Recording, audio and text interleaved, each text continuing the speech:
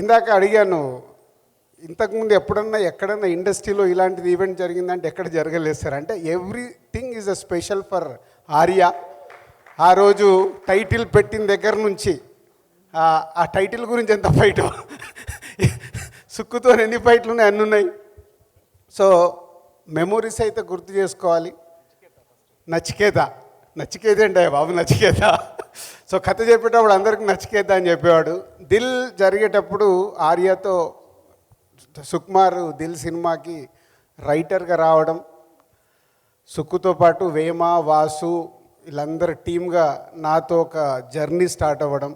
Journey start అవుతున్నప్పుడు Dil shooting జరిగేటప్పుడు ఒక మాంటేజ్ చెప్పాడు. ఇందాక మాస్టర్ చెప్పాడు కదా, పైకి వెళ్ళి అమ్మాయి స్నానం పైన డ్యాన్స్ చేస్తుంటే ఆ వాటర్ వచ్చి కింద ఒక కుర్రాడు పైన పడుతుంటే నన్ను చెప్పని మళ్ళీ సరే చెప్పలా నువ్వు చెప్పి అంటే పైన ఒక అమ్మాయి పైన వర్షం పడుతుంటుంది, ఒక దాబా పైన, ఇప్పుడు దాబాలు ఉంటాయి కదా, దాబా పైన వర్షం పడుతుంటే వర్షంలో డాన్స్ అంటే ఊరికే ఆడుకుంటూ ఉంటుంది. అప్పుడన్నీ కొంచెం హైపోథెటికల్ ఉండేవి కదా మూమెంట్స్ అన్నీ. అమ్మాయి డాన్స్ చేస్తూ ఉంటుంది, చేస్తుంటే వాటర్ అంతా వచ్చి ఒక పైప్ పైన డాబాలో వాటర్ అంతా ఒక పైప్ కింద పడుతుంటుంది కదా, ఆ పైప్ కింద వాటర్ని ఫీల్ అవుతూ హీరో ఉంటాడు అనమాట. ఇది చెప్పిన మాంటేజ్. ఈ మాంటేజ్ చెప్పిన వెంటనే ఆయన నువ్వు డైరెక్షన్ చేస్తున్నావు నా బ్యానర్ అన్నారు.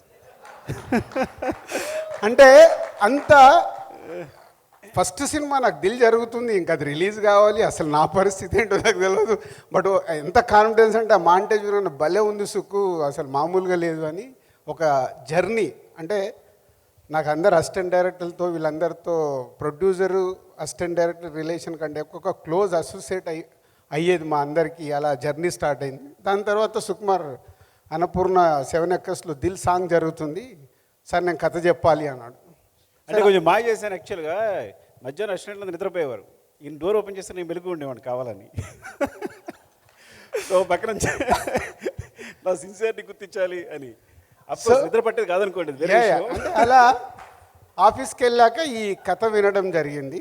ఫస్ట్ హాఫ్ అసలు వినగానే ఇందాక దేవి చెప్పినట్టు ఒక మ్యాజిక్ ఏంటి ఏంటి ఏంటి అని అలా జర్నీ స్టార్ట్ అయ్యి కథని జర్నీ చేస్తూ దిల్ కంప్లీట్ చేశాం. దిల్ కంప్లీట్ అయిన తర్వాత దిల్ రిలీజ్ రోజు ముందు చెప్పా, దిల్ హిట్ అయిందనుకో నేను ప్రొడ్యూసర్గా నిలబడతా, అప్పుడు నీకు అవకాశం ఇస్తా. సో మార్నింగ్ షో అయ్యి సంధ్యా థియేటర్కి వెళ్ళి బయటకు వస్తుంటే ఊరి నుంచి ఫోన్ చేశాడు సుక్కు, సార్ ఏంటి అని, సూపర్ హిట్, ఇప్పుడు నువ్వు బస్ ఎక్కి రావచ్చు.